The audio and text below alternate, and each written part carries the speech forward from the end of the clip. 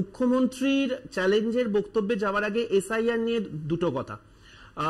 প্রত্যেকটা আর্গুমেন্টে বিজেপি দায়িত্ব নিয়ে একটা কথা বলছে যে এসআইআর প্রথমবার হচ্ছে না, শেষ এসআইআর 2002 সালে হয়েছে, সেই এবং এসআইআর আজ অব্দি একাধিকবার হয়েছে, একদম ঠিক কথা। কিন্তু আমরা কনভেনিয়েন্টলি যে কথাটা ইগনোর করে যাচ্ছি, এর আগে প্রত্যেকবার এসআইআর হওয়ার আগে একটা সেন্সাস হয়েছে, অর্থাৎ একটা জনসংখ্যা হয়েছে। যারা ক্লাস 4 এর অঙ্কটা ঠিকঠাক করেছে, আমরা সবাই জানি ভগ্নাংশের ক্ষেত্রে নিউমারেটরটা খুব ইম্পর্টেন্ট, বেস ডেটাটা খুব ইম্পর্টেন্ট।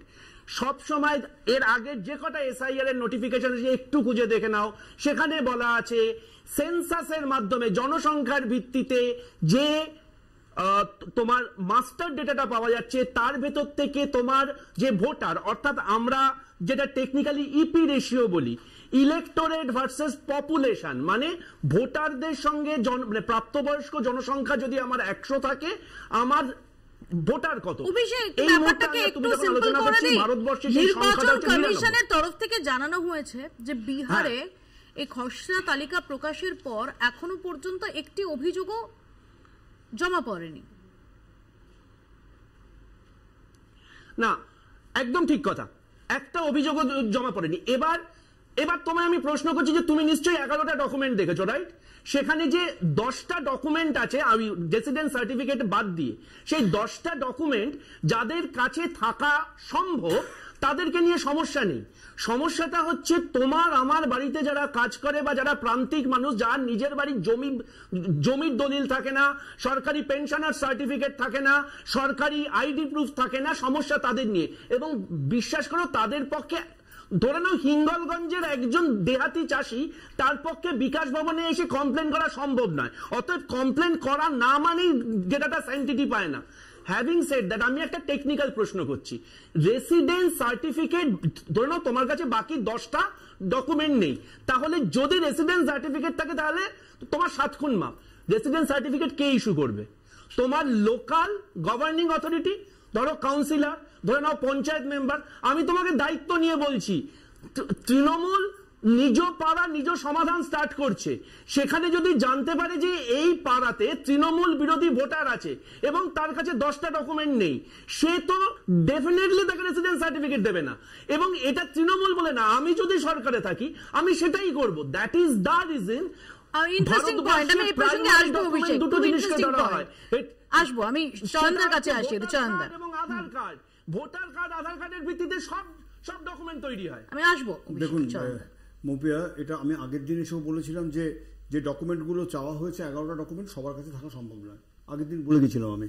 এবং যেটা অভিষেক বললো খুব ন্যায্যভাবে বললো, এটা কি ঠিক যে ওই রেসিডেন্সিয়াল সার্টিফিকেট থাকলে 7 খুন মাপ? এটা ঠিক কিনা আমি জানি না, কারণ অফিসিয়ালি রেসিডেন্সিয়াল সার্টিফিকেট কাউন্সিলর দেন কিন্তু কিছু ডকুমেন্টের ভিত্তিতে। প্রাথমিকভাবে যেহেতু ওই দায়িত্বে আমি কিছুদিন ছিলাম, এটা আমি খুব স্পষ্টভাবে জানাতে চাই যে কিছু কিছু ক্ষেত্রে যদি অথরিটি চান সেটাকে চ্যালেঞ্জ করতেই পারেন, যে আমরা ওই সমস্ত কী ডকুমেন্ট দেখে আপনি স্যাটিসফাইড হলেন যে ওখানকার বাসিন্দা, চ্যালেঞ্জ করতেই পারেন। কিন্তু বাকি সেগুলো আমাদের সত্যি প্রান্তিক মানুষের কাছে থাকা সম্ভব নয়। যে ইন্টেনশনের দিকে আমরা তাকিয়ে আছি, যেটা বারবার সুপ্রিম কোর্টও নির্দেশ দিয়েছে যে কোনো ন্যায্য নাগরিকের নাম যেন, বৈধ নাগরিকের নাম যেন বাদ না যায়, এটা সুপ্রিম কোর্ট বলে দিয়েছে। আর দ্বিতীয়, আপনারা কিন্তু কোনোভাবে নাগরিকত্বের দাবি এর মধ্যে প্রতিষ্ঠিত করার চেষ্টা করবেন না, ইলেকশন কমিশনকে বলে দিয়েছে শীর্ষ আদালত। সেক্ষেত্রে আমরা যেটা দেখতে পাচ্ছি, এখনো পর্যন্ত কোনো বিদেশি নাগরিক আছেন, বিদেশি নাগরিক এসে ভোটার কার্ড তৈরি করেছেন, বিহারে এরকম কোনো নজির দেখা যায়নি, আমরা শুনতে পাইনি। কিন্তু যেটা অভিষেক বলে খুব ভ্যালিড পয়েন্ট, যে আপনি বলছিলেন যে অভিযোগ জমা পড়েনি, অভিযোগটা কে জমা দেবে, কিভাবে জমা দেবে, এবং অভিযোগটা জমা দিলেই তার সমাধান হবে এমন কোনো গ্যারান্টি আছে কি? আমি অনেককে জানি যারা দীর্ঘদিন নতুন ভোটার হয়েছেন, তারা ভোটার কার্ড করতে পারেননি এখনো পর্যন্ত। বাবা মা ভোটার কার্ড আছে, সবাই সবকিছু ঠিকঠাক আছে, না করতে পারেননি কারণ তাদের অ্যাপ্লিকেশন দেওয়ার ক্ষেত্রে জটিলতা তৈরি হচ্ছে, মানে অনলাইনে বা ওই অফলাইনে, এই দুটো ক্ষেত্রেই জটিলতা তৈরি হচ্ছে।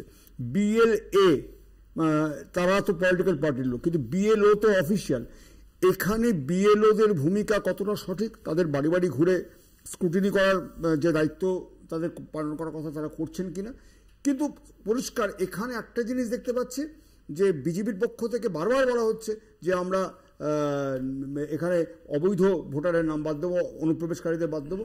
আমার খুব সবিনয় প্রশ্ন, অনুপ্রবেশকারীরা ইলেকশন কমিশনের বৈধ ভোটার কার্ডটা পেল কি করে?